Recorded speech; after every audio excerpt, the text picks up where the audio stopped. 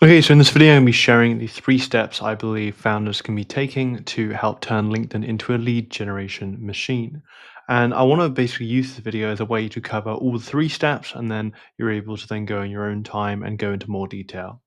So we got 3 steps here. The first step we have is your offer and your positioning. Now, you see, this is really important because there is no point doing any form of, unlike any sort of effort on LinkedIn, if you don't have these sorted. Because obviously, your offer, as you know, is really important in terms of your ideal clients being able to see exactly what you offer and so that is valuable to them. But even your positioning as well, in terms of, say, your LinkedIn profile and being able to make sure that actually what you've got there is actually, clear for your ideal clients to see. So let's just go through the first point really quick. So your offer and positioning, well, like I obviously explained there, you need to have this in order first, because the thing is that if you really look at it, right, when say we have the LinkedIn profile, we've obviously got the profile there, you've got the banner here, and so on and so forth. When people first see that, obviously they're coming here from, say, a piece of content that you just made, or maybe even maybe say like a conversation that you just had with someone.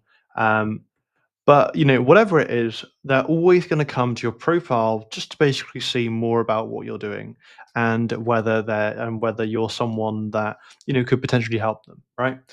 And so what a lot of people tend to do, with this first thing is that they'll think, "Ah, okay, how can I stand out?" And that's a good perspective to have. However, in standing out, or at least trying to stand out, people overcomplicate their positioning. And the thing is that, they'll try and get clever with their headline that they'll have here. Maybe their sort of banner, will also be a bit, like trying to, like, I don't know, play on words. However, the problem is you just this just isn't gonna help because you need to make it super clear for your ideal clients as to, exactly who you help, what you do, and how you do it. That's really what should be shown, especially in your headline. But then usually what I tend to do is in the banner, I tend to have this area where it's just really sharing that one big promise that I can give my audience. So for me, that might be something such as like increased revenue. So that's really that, because once you have this sorted, this is done, by the way, right? Like you might get a bit overwhelmed with LinkedIn, but the thing is that once you've got this done, you don't really need to go back and change it. I mean, you might modify every now and then, but getting that done and clear and out of the way is just going to be so important for you.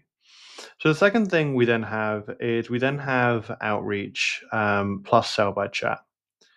And the reason why this is so important is that I would argue, right, you do have quite a few people that, have this misconception that you need, say, a certain number of followers in order, to, be able to get leads with LinkedIn. And the fact that, oh, okay, well, a bigger follower or more engagement means that actually you're going to be able to get more from it. And like, sure, being able to say have, a bigger following, a bigger audience can be, quite useful. However, that is not what is going to help you, because there's plenty of people that I've seen that have like 15K followers. I mean, I spoke to one person before, 15K followers, had, pretty good engagement and even speaking opportunities, and really wasn't making much money. So you can obviously see here that, okay, well, maybe it's not the follower count. Well, what is it? And this is why I want to talk about outreach, because the thing is with outreach is what it allows you to do. It allows you to literally get right in front of your ideal client. It allows you to get right in front of your ideal client and just be speaking with them, right? Now, really, I do actually have videos, that cover outreach in more detail, but the main thing I want you to know that when you are doing outreach, the first thing you should really be looking for, is your intent-based leads. Because if you're someone that has, say, like feels a bit salesy with the conversations, just doesn't even know where to really start, then usually I like to start on the intent-based leads. Now, what are the intent-based leads? Well, intent-based leads are pretty much, people that have made the first move when, say, like looking at you, interacting with you, and so on and so forth. So for me, this might be something such as, well, really for anyone, this will be, say, people that have viewed your profile. This might be people that have engaged with you, even people that have sent you or just recently connected, or even your, people who've just become a follower. Really, it's these four that are gonna be really quite useful. And if you're someone that's been posting content and such and, so on and so forth, you're probably gonna find you're gonna have these people coming in. And what it means that you can just look through, find those people, and then start conversation with them. Because the greatest thing is these people have seen you, right? These people have seen you. So like they're almost pretty aware of who you are. Maybe they've like enjoyed a piece of content you did or something like that. And it just allows you to pick up that conversation as soon as possible, which is obviously really going to help because then you can go through that process of being able to actually start chatting and booking calls with them with Sell by Chat. And I do have videos more in detail about this, but that's that. So once we've got this outreach sell by chat stuff sorted, which bearing in mind, if you think about it from a routine perspective, really it's not going to take that long, right? You log on, you respond to any messages you have, you maybe send your connection request, through Sales Navigator, and then really from there it's just looking through your intent-based leads, sending messages, connecting with them, and chatting with them, and that's pretty much that. And even with the conversation, you're just looking for a bit of a doctor mindset, right? You're not trying to sell to them immediately. You're trying to understand if they even have a problem you can solve. So that's really the first thing. Then the last thing we have is then content. And the reason why I put this last is because you can book calls and such just fine with outreach and sell by chat. A lot of people have done it even without content. So this is why I put it last, just simply because this is, I mean, content's still great, but it isn't something you should rely on. And so if you can focus on outreach and stuff, that'd be really good. So as for content, in terms of actually being able to focus on this, you can do this in a few ways. So usually I like to put my content into problem unaware. We'll have problem aware, bearing in mind my handwriting's rubbish, and solution aware. And you see, when you can have all of these categorized into this, and bearing in mind the reason why we do this is because your audience is not all ready to buy, right? They're not all ready to buy. They're usually split into these different areas where you've got some people that are just unsure about the problem they're even dealing with. Some people are somewhat, like are aware of the problem but don't have the solution. And then you've got people that are aware of the solution but don't, like haven't found a good one for them yet. So being able to go and target all of these is really going to be quite useful. Oh, that's really bad. Um, being able to target all these is really useful when it comes to the content. Because the thing is, if you can have an idea, okay, well, what does all of these different types need to see to move that shift of awareness? Because if you really look at it like this way, right? Let's just draw one that's a bit neater. So problem unaware, problem aware, and solution aware.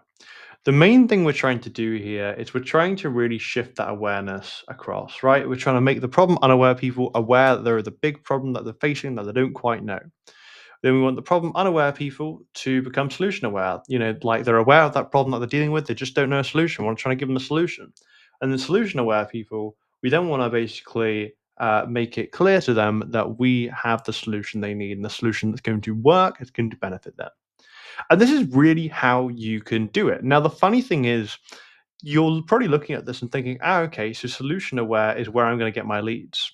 And this is true, but not entirely, because the thing is, if you highlight to a problem unaware person that they have a problem and it's very like impactful on their life, they might immediately go to booking a call with you and to learn more from you. Same goes for the problem aware, right? If you've given them a pretty solid solution, then they might want to like chat more with you. So the cool thing is you don't even need a type of like sales post to get leads from content. All you really need, bearing in mind obviously you're following this, you need to really understand your audience on just that emotional level.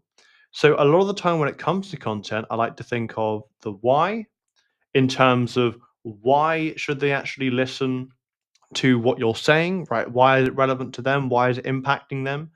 Because this is really going to be powerful for the emotion side of things.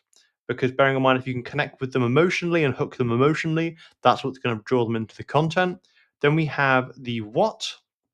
So the what is, what they need to know, what it is they're struggling with, what can be done about it, so on and so forth. This is the logistics side of things. Because when you compare these two, because bearing in mind, right, Obviously, humans make decisions based on emotion, which is why you should start with why first. However, they then back it up with logic. So you want to make sure you got the what in there as well, because it's also a bit actionable. And then the last thing you've really got is the how. And the how, funnily enough, is pretty much what you sell, which will be your offer. Now you can actually include the how in content, and basically show them how they can do it. But I always find that if you can include the why and make that super clear to them, and give them the what in terms of what they need to do, and then maybe you could include the how as well, such as whether it be learning more and booking on a call with you, or perhaps it is maybe say they need to comment on the post for to receive a certain resource or video that helps them apply this. Then that's what you can do. But overall, that's pretty much the approach I take with content, and it's usually pretty straightforward. So overall, that's pretty much the sort of like the three stages I believe you need to follow to make your LinkedIn lead generation system. Because the thing is, right, like I said before, once you've got this offer part sorted, you don't even need to actually touch anymore. You can just pretty much ignore it. Well, don't ignore it, but refine it when you need to, but you don't need to do it too much. And then all you have to do is your content and your outreach. And the funny thing is that if you do content and you batch create it, right? If you batch create your content, like say once a week and get that all done, then the only thing you're really going to have to be doing is just pretty much number two, right? You're just going to be outreaching and, like chatting, because it's all going to be going out for you and it's all going to be sorted for you. So that is pretty much that. Now, another thing as well is I also come to find that like founders tend to make about three common mistakes when it does come to lead generation. And I'm going to leave that video for you that I've just made on it right there for you to look at as well.